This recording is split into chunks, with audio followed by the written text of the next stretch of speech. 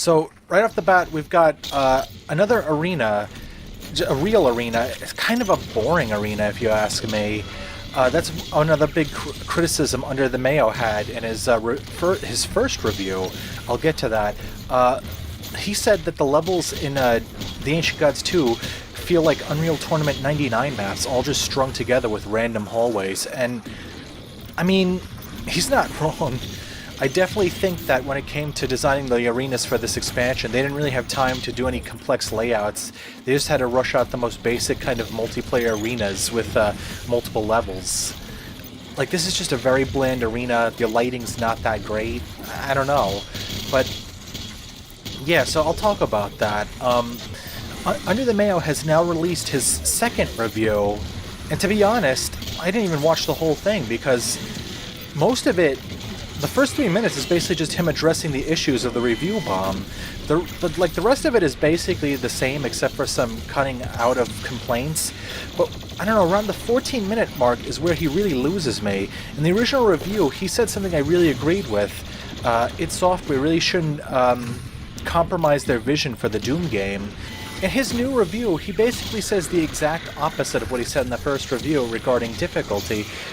Instead of saying that Hugo Martin should keep his vision and that the players who don't do very well need to get good, essentially, he just has a complete 180. He talks that that we should respect id Software's decisions. We should just keep in mind casual players. And considering everything on his channel, it just feels like a complete betrayal. Again, like I was saying, id Software doesn't have integrity anymore.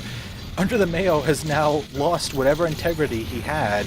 He's just bowing to pressure, peer pressure.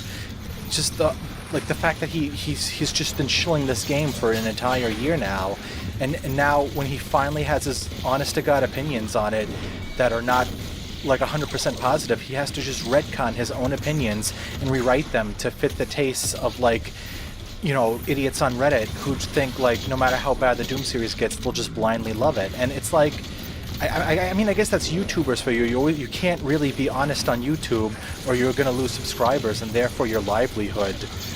I don't know, but it just seems very... I mean, let's say, I've said this in the past, I don't really give a shit about Under the Mayo, Midnight, or any of those Doom Eternal players who just blindly defend this game's problems. I really liked his initial review, and I didn't see anything wrong with it. He was actually saying, you know, I was the asshole. I mean, not I, but I as in Under the Mayo, speaking from his perspective. He was saying, Under the Mayo was saying he's the asshole for criticizing the game, and it's like, that's really systematic of what's going on with pop culture lately. If you dare criticize a game or a movie or a TV show or whatever, you're considered an asshole. If you don't just blindly love a game, and if you just criticize it in any way, you are an asshole to the popular community, and it's just really sad. If you think anything bad about Doom Eternal, even if you're just completely right, you just have to censor your own opinion. And it's like, as far as I know, Under the Mayo is not G-Man Lives. She's not getting any press passes from id Software to fly out to Texas and meet with Hugo Martin and Marty Stratton and talk about random shit like G-Man Lives would talk about, like whether the Darkstalker girls looked better with or without muscles. But it's like, he doesn't take kickbacks. As far as I know, he has gotten shout-outs from Hugo Martin in his live streams. I just don't know what to say. It's just, I really liked his original view, and the fact that he thinks that he's the one leading the charge against id Software, the whole review bomb thing, you know, pull your head out of your ass, Under the Mayo. It doesn't matter what you say. It's just a widespread opinion by many of the players of the game. Now, I said in the last video that Under the Mayo might have cultivated a toxic fan base with the get good mentality, but it's like, they would still exist regardless whether he ever made a video or not. If Under the Mayo never made that initial Marauder video, there would still be a review bomb.